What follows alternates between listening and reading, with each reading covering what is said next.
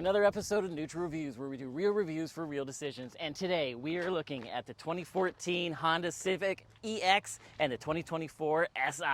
And I have borrowed the keys for this vehicle from Honda Canada, who makes a very practical and well-engineered vehicle, and from my friend and fellow co-host, Chris. Thanks for sharing your car with us today, Chris. No problem.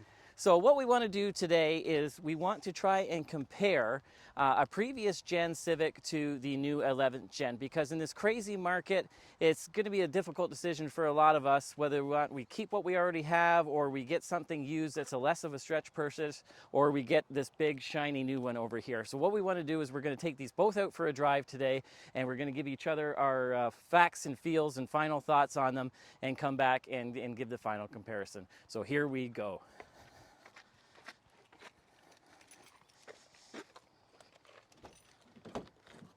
This is exciting. 2014 Civic EX 5-speed. Ooh. And you got the red button. Red button for Type R. Here we go. All right, so my first impressions is literally my first time driving this, and I gotta say, this was one of my favorite, Chris, for the interior, because it really reminded me of the future. I like this dual dash. Even right now, I'm noticing it kind of looks like it's almost 3D. I'm getting a Disney Discovery or Epcot Center feeling from in here. But I do. I drove a WRX yesterday, a new one, and I really like these corner windows, which I'm surprised the new 11th generation has gotten rid of.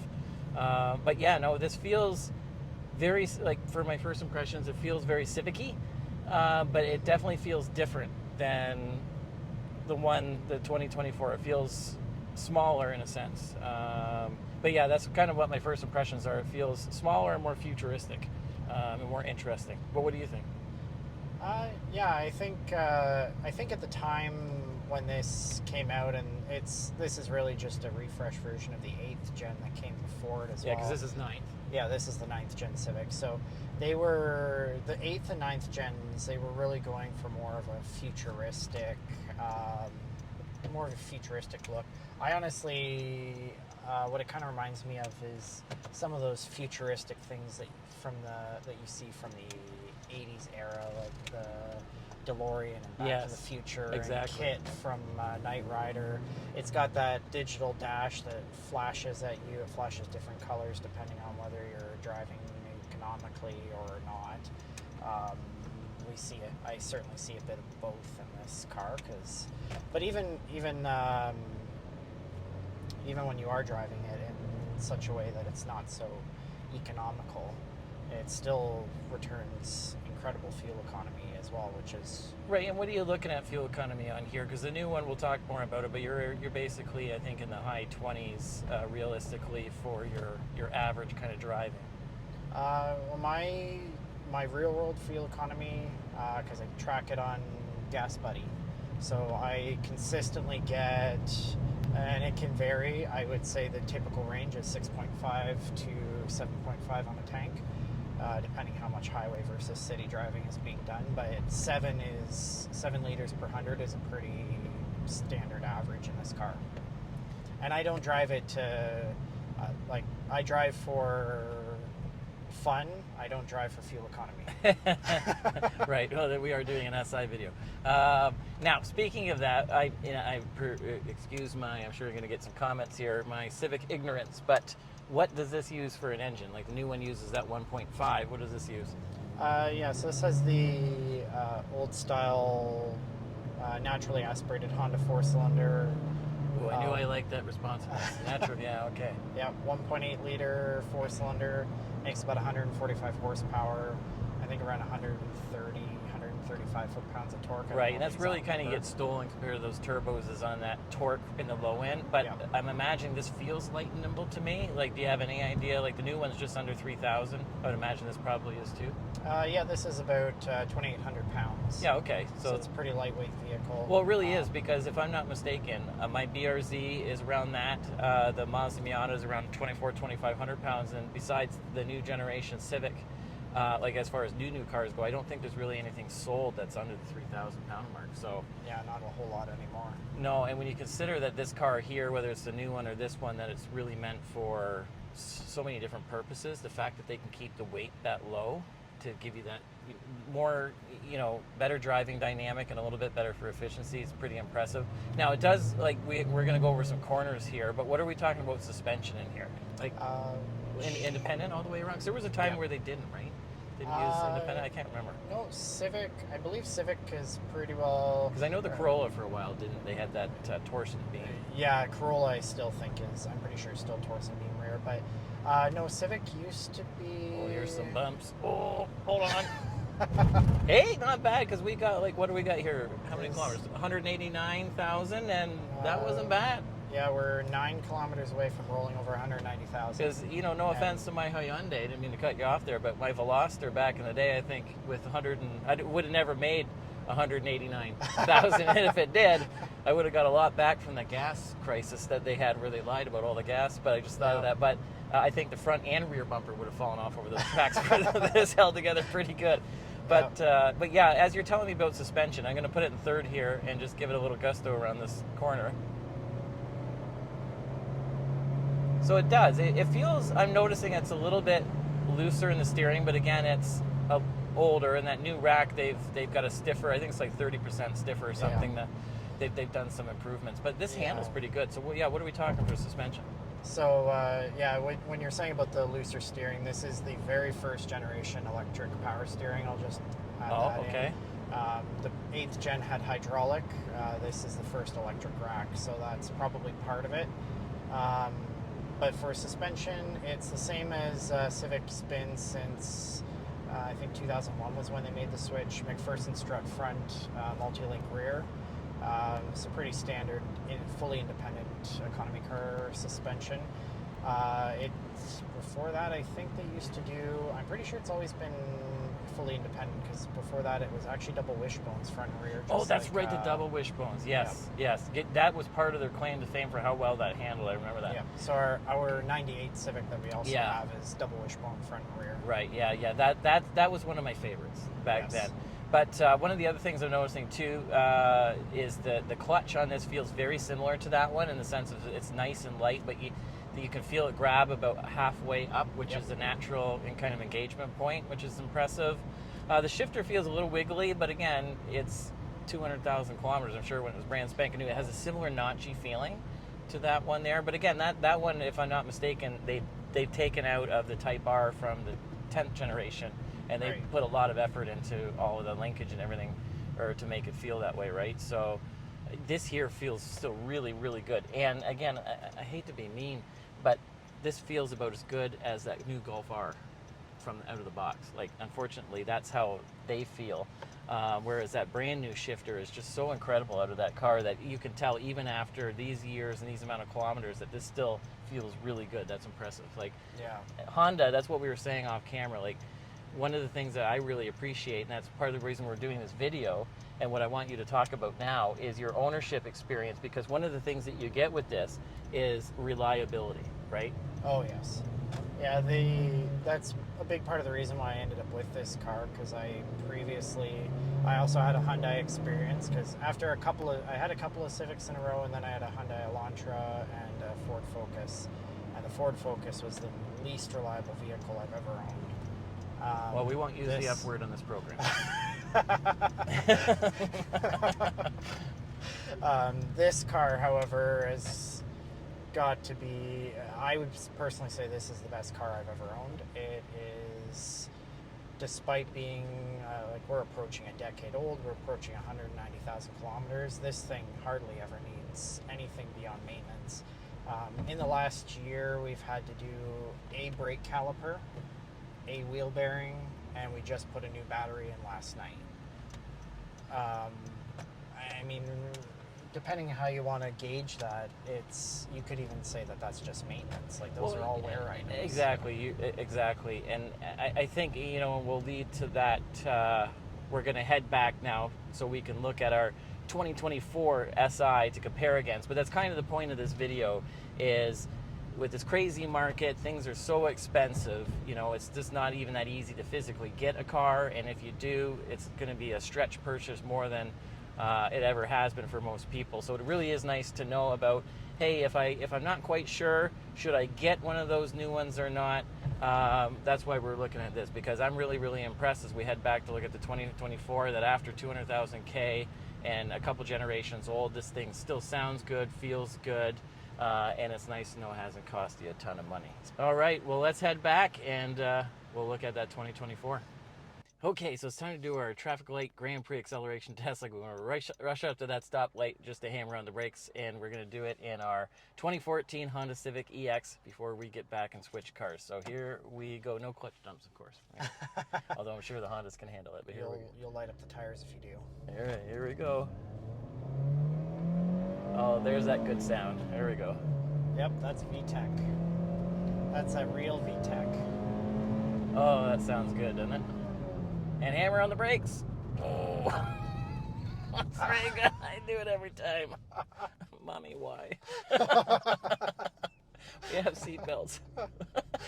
Mine locked up too. Pass. Okay, well, I can't give you my first impressions from today because that'd be a bit of a fib. Since I've had it all week, I've been spoiled rotten. But my first impressions when I took it home were I couldn't believe at how small that it drove, because it's gotten to be quite a large car, like physically. And I thought, I drive a little BRZ and a little GTI, and I thought, oh, I don't know, am I going to be able to drive this thing? I'm taking the parking garages and everything. And that first day, and I just couldn't believe at how small it drove for a big car and how refined it was at the price point. I think that's what really impressed me. And you came with me, so Yep. what were your first impressions? Yeah, I mean, this car's a little bit bigger, I think, than my Civic. Not that I got to drive it, but like, it doesn't feel, to me, it feels very similar to my Civic. A lot of things, whether it's the styling or the way it drives, the way it rides. A lot of that stuff I think is very similar.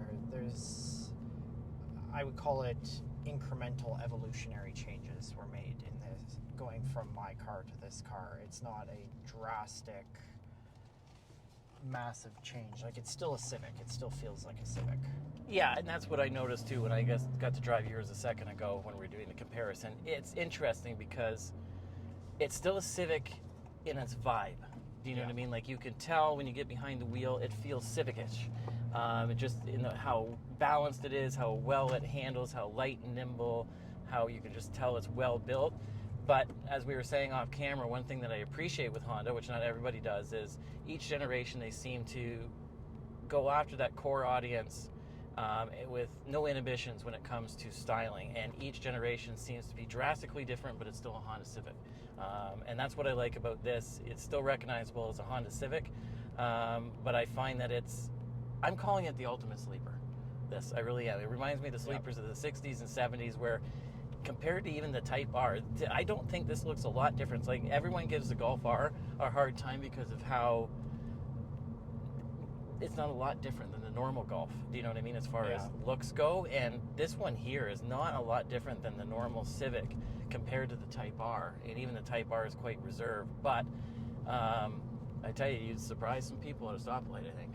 Yeah, I would agree. I think that's always been the appeal for a lot of people with the SI, because you get that big motor without, well, actually in this case you get a smaller motor, but it's got a turbo. A big power, yeah. Because this one's even a smaller motor than my... Well, with that being so, let's just do a quick acceleration braking test here. All right. Pull over. And as we're ready to do our quick acceleration braking test, let's just go over some quick facts here really quick. So as we're saying, it's a little bit smaller of an engine here.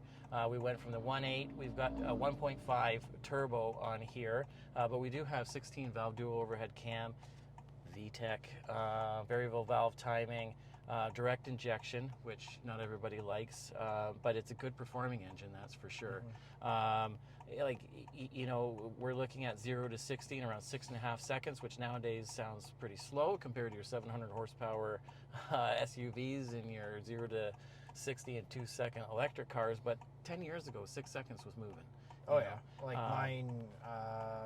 Not that it's the SI version, but mine's about 9.5 seconds. I think is the quoted 0 to 60. Yeah, and when we just drove it, it didn't feel like that, because that sounds horribly slow. But we had a lot of fun. There's a lot of theater, which this doesn't have as much theater, but it does have that extra little bit of power to make up for that. So it has different theater. Different theater. That's right. Not, all right. Not traditional Honda high revving VTEC theater. That's right. And we got our 6-speed manual transmission and our helical limited slip differential. So here we go. I wish I had those. So no clutch dump, but we will give it some gusto. And we got shift lights and shift beeps. Yeah, I tell you, as I was telling you before, I have been lucky enough to drive last gen Civic Type R, and after driving this 11th gen SI, it is amazing on the street how close this performs. Like, if you were a casual person and you got into this and you'd never driven in a Type R, I don't think you wouldn't know that this isn't a Type R, because you've got very firm suspension but without being punishing. You've got tons of pep, you've got some fun noise. It handles like it's on rails. Like, I think one of the biggest compliments, and I'm sure this could be an insult depending on who you are, and a lot of people that are big fans of the Civic, but to me this drives like my BRZ, and to me that's a compliment in the sense of the BRZ, it's a driver's car, it's lightweight, it's nimble, but that's what this is. But I can stick anything I want in it very easily where I can the BRZ.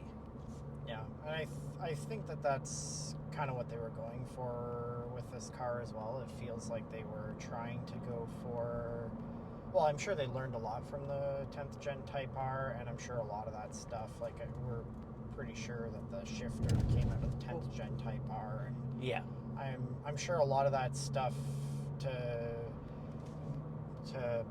what's the word, amortize the cost of the previous gen Type R, they moved that into the next gen SI to carry that along and get the most out of their investment. So I think there's probably some of that, which just then improves the SI model as well. And yeah, it's always been that jack of all trades. In fact, it's it really is. I'm going to go down a couple gears here for the cornering, because we got a couple corners here. So we got the rev match there, and there's shorter gears too, right? So you get some fun on your city streets without going to jail several times where you can shift the gears, and you just felt like how neutral it is there, right? Like, it is unbelievable going around that big corner. And again, here, we'll drop it down. And yeah, that just, how planted it feels and how stable it is. It doesn't like to get upset easy. And when it does break around, it's very progressive and natural, and it wants to right itself. I mean, this truly is a driver's car. It just happens to be 4 doors. Yeah, that's exactly, even if you look at my Civic, that's just what Civic does. Civic is just that. It's balanced, handles well, rides well, gets good fuel economy, performs well. Exactly, everything. Like, I keep getting into it and want to make excuses all week to get into this to drive, because just the way the clutch feels, the way the shifter feels when you're moving, like, it's a car you want to get in. And if this is going to be a stretch purchase for some people, especially in this market, I gotta say those engagement pieces make that stretch worth it, and that's why you want to, because it's not something you just get in because, I have to go to the grocery store. It's like, I want to make an excuse to go to the grocery store. Yeah, I agree entirely. Well, with that being so, let's take this back and look at our final thoughts. Okay, now that we're back, let's lead into our final thoughts. So we've got the opportunity to go in our 2014 Civic EX and in our 2024 Honda Civic Si. And it was a really great comparison. Thank you very much for lending us the vehicle, because we got to see what it's like to go from the 9th generation Honda Civic to the 11th generation, and give an idea of how much they've changed and how much they've evolved, to know whether or not you should go and get the new one or keep what you have or get a used one. So to give us our final thoughts, we're going to give it over to our resident Civic expert for Civics, including being an enthusiast, because that's what it's all about, this decision really, when it comes down to. So what do you think, Chris, as a Civic owner? What would you choose if you had the opportunity? I mean, if it came down to it, and you take money, you take the budget, all that stuff, throw that out the window. If you don't have to consider that, I'm taking this one. It's just everything about this car is just that little bit better than this car. It's got that, like I said in the drive, it's got that incremental evolution that Honda puts into everything. Well, with that being so, they've loaned me this car, so I'm not going to make a wise decision, and we're going to take the 2024 Honda Civic Si home. Thanks for watching.